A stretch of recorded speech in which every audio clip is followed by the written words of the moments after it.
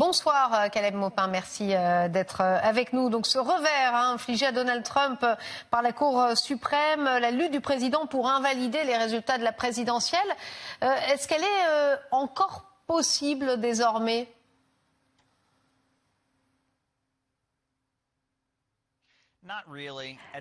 Pas vraiment. Il semble maintenant que Donald Trump va bien devoir quitter la Maison-Blanche et que Joe Biden va devenir président en janvier. Mais Donald Trump n'admettra jamais la défaite. C'est très important pour Donald Trump. Il utilise le mot « gagner » beaucoup. Il dit que c'est lui qui fait gagner les États-Unis, qu'il gagne toujours, qu'il ne perd jamais. Ce serait vraiment un coup très fort contre la base électorale de Donald Trump s'il reconnaissait avoir perdu. Donc il va continuer à prétendre qu'il a gagné. Mais le processus normal américain va continuer considérant qu'il a perdu.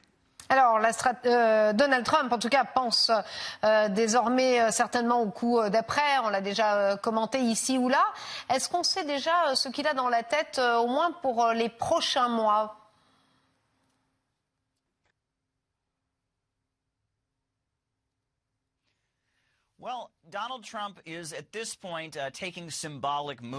Donald Trump lance des actions symboliques et c'est une sorte de miroir étrange à ce que faisait Barack Obama avant de quitter la Maison-Blanche. Plusieurs exécutions vont avoir lieu avant que Donald Trump quitte le pouvoir, des exécutions au niveau fédéral. Des exécutions qui doivent être approuvées par le président des États-Unis. Donald Trump semble vouloir donc faire exécuter certaines personnes au niveau fédéral en attente de leur peine de mort afin d'envoyer un message clair à ses soutiens, par exemple au sein des forces de l'ordre, expliquant qu'il continue à soutenir la peine de mort, qu'il veut être sévère envers les criminels. Et je pense qu'il y aura d'autres actions fortement symboliques. Je pense qu'il va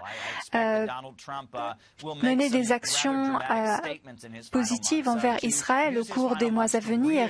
Je pense qu'il va essayer d'utiliser ces mois à venir pour rassurer l'establishment américain, ces parties de l'établissement qui l'ont soutenu, afin de leur dire que oui, il est bien de leur côté, et qu'il va essayer de faire progresser le pays dans la direction qu'il souhaite.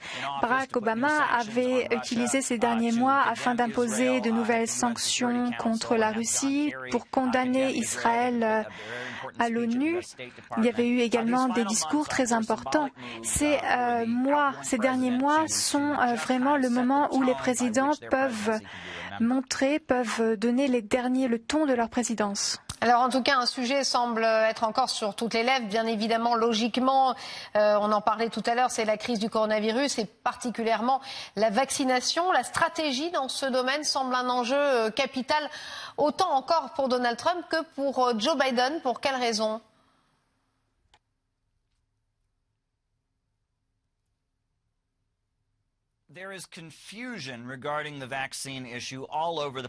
La question du vaccin est une source de confusion sur l'ensemble de l'échiquier politique. Les démocrates ont condamné les actions conservatrices qui visaient à répandre des théories du complot anti-vaccin. Mais n'oublions pas qu'il y a également beaucoup de scepticisme au sein du Parti libéral. Ils ne font pas confiance à Donald Trump, pensent qu'il accélère le processus des essais pour des raisons politiques. Donc il y a aussi de la méfiance de ce côté-là. Il y a donc beaucoup de doutes et beaucoup de personnes se posent des questions sur les actions des entreprises pharmaceutiques. Kamala Harris, lors du débat des vice-présidents, avait dit qu'elle ne faisait pas confiance au vaccin que proposerait Donald Trump. Donc il y a beaucoup de flou, surtout l'échiquier politique. Alors il y a aussi un flou, c'est sur la quantité de vaccins. Le manque de vaccins semble être une vraie crainte, aussi bien pour Donald Trump que Joe Biden. L'America First a du plomb dans l'aile sur ce dossier ?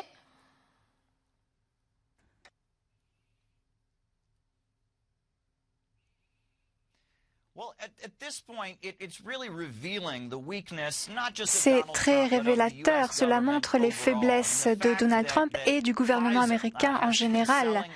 Pfizer vend des vaccins à d'autres gouvernements et n'en a peut-être pas assez pour fournir les États-Unis. Cela montre une faiblesse majeure dans le gouvernement des États-Unis. Depuis les années 1980, on entend dire aux États-Unis que le gouvernement doit prendre du recul, qu'un bon gouvernement est un gouvernement qui gouverne peu, et nous nous retrouvons dans une situation où une entreprise américaine a découvert un vaccin et le gouvernement américain n'est pas assez puissant pour obliger cette entreprise à favoriser, à privilégier les Américains. Donc c'est une faiblesse structurelle. Le gouvernement ne peut pas contrôler l'économie, ne peut pas forcer les entreprises à respecter sa hiérarchisation. Donc les producteurs de vaccins privilégient d'autres pays. C'est la conclusion, c'est de nombreuses décennies de déréglementation où les individus prennent l'avantage sur les pays. Les gens à droite, les nationalistes sont en colère, les gens à gauche, les socialistes sont également en colère. Le pouvoir des entreprises et des grandes multinationales est bien plus grand, bien trop grand pour que les politiciens puissent leur tenir tête et les Américains n'auront sans doute pas accès aux vaccins dont ils ont besoin. Une toute dernière question, un thème que je voulais aborder avec vous. Joe Biden qui veut nommer l'ancien général Lloyd Austin à la tête du Pentagone. C'est l'une des dernières nouvelles. Comment est accueillie cette information chez vous ?